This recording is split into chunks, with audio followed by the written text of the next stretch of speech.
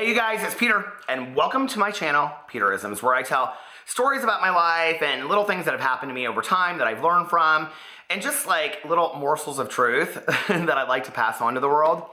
Today I was sitting around and I was actually thinking about my BookTube channel. So if you don't know, if you don't know, I have a BookTube channel where I talk about, just books and book hauls, and I do book reviews, and I'm a huge reader. And I keep on like lifting for my coffee and putting it down.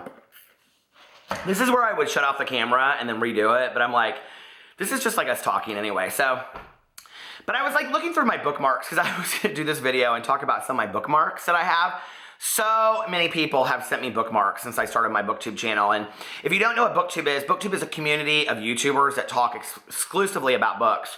And they do readathons, and they do book hauls, and they do book reviews and book lists, and just to have book discussions about the importance of diversity in books and things like that. And it's just such an amazing, cool community to be part of, and it's an honor to me to be part of it. But I came across this bookmark, and it's like one of my favorite bookmarks because it's bigger, and I like that because like no matter what book you put it in, then it always like stays in there, and it's laminated and it's solid, and it's one of my favorite bookmarks ever. So anyway, but one of the reasons why I also love it is because of the quote on it, and the quote on it is, "The whole world opened up to me when I learned to read." And it's so true. And so I was sitting there and I was like, I don't really ever talk about books on this channel unless I talk about, I just slid it over there under my table. Unless I talk about, like self-help books that have changed my life and, self-help books that I would recommend for certain things. I don't really talk about it on this channel. But the thing is that, I'm a nerd, I'm a reader, and I'm so proud of it. And I love being nerdy and reading things and finding out about new things. And I love just reading like the newest book out there. And I, love, contemporary young adult fiction is one of my favorites. And it's what I write as well. And just weaving stories and learning, about new characters. And it's so awesome to me. I love it, And I was thinking about, since this channel is Story Times, really how I became such a reader. And I've told this story on my BookTube channel, but I've really never told it on here, I don't think. And I wanted to show some things. So when I was a little kid, and both of my parents are responsible for me spending so much damn money on books and Audible. I'm a huge Audible fan. It would be my dream to be sponsored by Audible, but that will never happen. I don't think they do sponsorships anymore. If they do, they ain't looking at me. But anyway, so not even for the money factor, just because I'd be like, oh my God, I'm sponsored by Audible. I love Audible. I spend so much money on Audible every month. So anyway, when I was really young, both of my parents were responsible for my love of books and all that kind of stuff, but really it starts with my mom. And, I've been sharing a lot of these stories on my vlog lately, but when I was growing up, and I talked about it on the Wonder Woman one, but, when I was growing up till about age 5 or 6, my parents, my dad was just starting his medical practice. He was very, very poor, and we just didn't have a lot of money. And, but both of my parents being academically minded, like education, reading, arts, things like that were very important to them. And one of the things that my mom would do is she would take me to all these places that were free. Like at the time, the Children's Museum in Indianapolis was free. We went there all the time. The library was free, so we went there all the time. All these arts classes were free. And it's so cool because I see my sister Liliana do it with my 2 nephews, Carlitos and Sebastian now. I mean, she takes them to everything that is free in Indianapolis. And the really amazing thing about that I think we don't often think about is that there are so many free resources of the arts in our town. You just have to go find them, right? Like at my library alone, the one that I go to, which is teeny tiny, it's small. When you go there, it's like they have all these like reading groups for kids. They have reading centers, they have story times. They have all these really cool things for kids, So anyway, my mom used to take me to the library. We'd go about once a week. And she would say, you can take out as many library books as you want, but, like, are you going to be able to read them all? And so I would come out with, like, this huge stack, right? And she'd say, honey, you're not going to read all those books. Mom, I promise I'm going to read all those books. I never did. But I fell in love with certain books. And so certain books that I fell in love with over time, my mom, would buy for me and things, and I wanted to show you some of these. Some of these books have been through it. Like, do you see this? It says my name at the top right there, Peter Monn. This one is like, come over to my house. And I love this. Come over to my house, come over and play. Some houses are bricks and some houses are sticks. Some houses are square and some houses are round. Now, let me just tell you, to the day that my mom died, there's this one in here that says, puff puff's enough. Oh, here it is. I sleep in a bed with a big puffy puff. Come over some night, we have puff puffs enough. And my mom would call me and I'd say, what are you doing? And she would say, I mean, this is like when she was like 60. And she'd say, oh, I'm laying in bed and I'm watching an old Alfred Hitchcock movie and my puff puff's enough. You know, so it's like all these books that I loved when I was a kid. Not to mention that, like, I learned a lot about the world through books. I mean, this book has, like, Italy and all these different countries in here, and Mexico, and it's just very good. Australia, they just showed, you know, like, animals of Australia. So it's like books are educational for small kids, too, and I love it, you know? Of course, the Little Bear series I had when I was a kid. My mom probably wrote my name in this one, too. Oh, she did. Peter Monn, 672. I got this book the year I was born. And I also have these in the little books as well. Oh, they smell so good. I love the smell of old books. And then one of my all-time favorite books, and I used to have the stuffed animal, and I don't know where it is anymore, and that is Corduroy. Now, have you ever seen this book? Do you guys not know about Corduroy? And this girl, now, little true story, Peter must have liked this book a little too much because he never returned it to the library. Or maybe I bought it. Like, you know, my mom and I would always go to, like, library sales books. It says what library it is in here, and we never went to that library, so it must have been a library sales book. Did you guys ever do that? So the library that I go to, now it's like, I think all of the Marion County, which is where Indianapolis is, they have all of, like, all the libraries, like, donate books, and then they have, like, this big library book sale, like, every 6 months or once a year. I don't know. People always message me about it when it happens because they're like, you gotta go. It's, like, incredible. So my mom and I used to do that when I was a little kid because you could get, like, favorite books for, like, 50 cents from libraries. And then, of course, the Richard Scarry books, which I loved. And I would go through here when I was a little kid, and I would, like, this is how I learned all my words. When you go through here, tea set, robot, bean bags. I mean, you need to know all these. Dollhouse, I wanted one. I wanted a dollhouse so bad. In the flower garden. But here's what's so funny, okay? So there's like a house in here. And when I would go to here it is, trick-or-treaters. Here are all the holidays. That was one of my favorite pages. There's a house in here somewhere. And I would go through and I would say, like, oh no, here it is. It's in the city. And I would say, okay, where do I live? You get to pick one on each page of where you live. Well, I live in this apartment up there, of course, because I'm like that. So anyway. And then one of my last book that I love, and I actually did, if you want to go find it, I'll see if I can remember to link it below. I read this book in my BookTube channel, okay? This is a book that my mom and I went to a garage sale. I don't know how I remember where I got this, but we were at a garage sale, and my mom was like, you can pick out anything you want. And you'll be able to tell by the look of this book, which is supposed to be pink and white if you look it up online. And it is by Dare Wright, and it is The Lonely Doll. Do you see how dirty this book is? I mean, come on now. Do you see her? That's Edith. So should we start here? My mom wrote it at Monn. That means don't steal it, okay? Now, I'm just going to read you the first page because I love it so much. Oh, there she is. She's so sad. Once there was a little doll. Her name was Edith.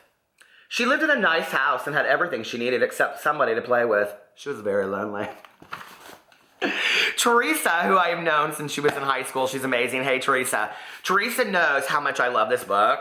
And if you look at the pictures, they're so beautiful. If you look them up online, they're like hanging in museums, these pictures. They're absolutely beautiful. And Teresa printed out each picture of this and made this huge picture for me. And it's now in my office. So thank you so much for that, Teresa. That was awesome. You know, but what I wanted to share on here really was how my love of books started, and I just wanted to kind of show some of those, because books for me were always a way to, like, have an imagination mind, you know, to, like, escape from reality, and not even when reality was bad. I think we always kind of assume that, like, people that say, I like to read because I like to escape, that have these, like, desperate lives, you know? That wasn't what it was. It was just, I'm such an imaginative person anyway. For me to, you know, go, you know, and read these books, and I can remember, like, the books that I read when I was, you know, much younger, like Amelia Bedelia and Nate the Great, and I could imagine that I was like, you know, Nate the Great, and that I was a private investigator, and all these books that I loved, you know, as a little kid. And then as I got older and I started reading other books like Sounder and, you know, things like that, and they really started developing who I was as a human being, and I would have conversations with my mom, you know, about these books. And then as that turned into 5th, 6th, and 7th grade, and I read, To Kill a Mockingbird, and I read, all of those kind of books that I read for class, Lord of the Flies, things like that. And I would have conversations with my mom, and they started to form who I was as a person. My dad and I, when we would go on trips, he would say to me, we would go to a bookstore first or at the airport, and he would say, you can pick out any book you want. And it was always such a treat to me to pick out any book that I wanted, and I was so excited about it. And I've talked a lot about this on all of my channels. But then when I was in 10th grade, I think, my dad and my stepmom and I, we used to take these like extended vacations because it's hard for my dad to take time off. And we went to St. Martin. We rented this house there, and I had brought like 2 books, and I ran out of books. And my stepmom, I was like in 10th grade. She's like, "Here, read Lucky by Jackie Collins." And I read this book, and it changed me. Now, if you haven't read any Jackie Collins, she's very much like a pulp writer that weaves mystery in with these people that are loaded and have a shit ton of money, right? And she passed away several years ago. It was an honor. I got to interview her not once, but twice for the website that my husband and I own. And, I read her books, and I will never forget reading the opening page where the guy is in the pool, the main character, and Lucky walks across by the pool, and she owns the casino. Her dad owns the casino. And it talks about her having jet black hair, and she walks with confidence. And I remember that, and I remember thinking, to be able to write a character that is so confident that you want to be like means like the power that you have as a writer. And in that instant, I knew I wanted to be a writer. Like, that was what I wanted to do.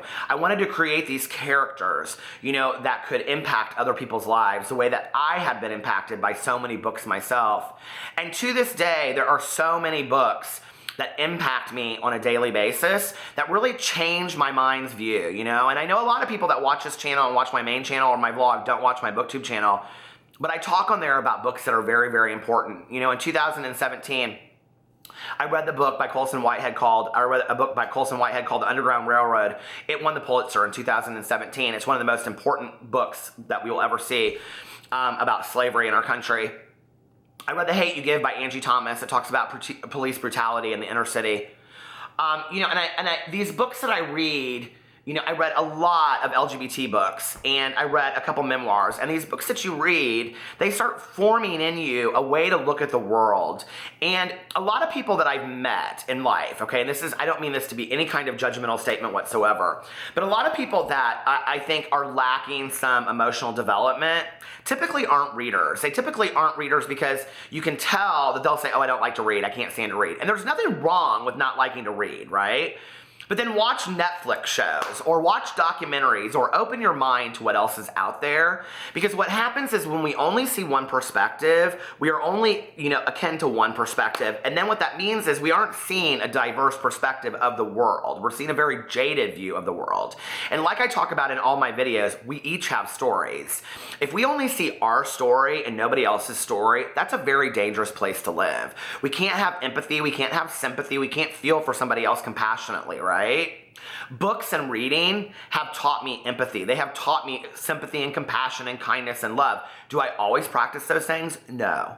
But I can reference back to a book where that happened. I can reference back to a story or a character that I fell in love with because they just were so, incredibly minded of how they handled situations. People say to me all the time, how do you handle, strength in a situation? How do you handle this? And I think of situations from To Kill a Mockingbird. That is profoundly changed my life. And I think about those books and I think about the lessons that I learned from that. And all of that comes from, this, when I was 4 years old, to my mom saying, let's sit down and read Corduroy. That's where it all started for me. It didn't start for me reading, To Kill a Mockingbird and going through and saying how would Atticus Finch, handle himself in this situation, or, what must it felt like for Tom Robinson, something that I will never know, as a white man in the United States. It's things like that where we learn empathy and we learn compassion. It didn't start there, It started with Edith, the lonely doll. And I think that for all of us, we have to start somewhere in our journey and we have to go forward. And I would just encourage you all, if you have never been a big reader or you don't like to read, start with something. If you want a suggestion, if you want something in the comment section below, ask me, say, this is what I like. Let me know what I should read, you know? And for anybody, if I could get anybody to read one book going forward in 2018, hands down, it would be The Hate You Give by Angie Thomas. It's such a vital, important book. And, you know, I think that I continue to learn on a daily basis by the books I read. And all of the books I read are not that important. I'm currently reading it's called The Christmas Room by Katherine Anderson. But in that book, I have learned about forgiveness. I have learned about compassion. I have learned about helping each other out in bad times. You know, I've learned about, like, reinventing your life. I've learned about second chances. I've learned a lot about things just through the character's life, and it's not that deep of a book. And that's what books do. They change our lives. I love you guys, and I will see you tomorrow. Bye.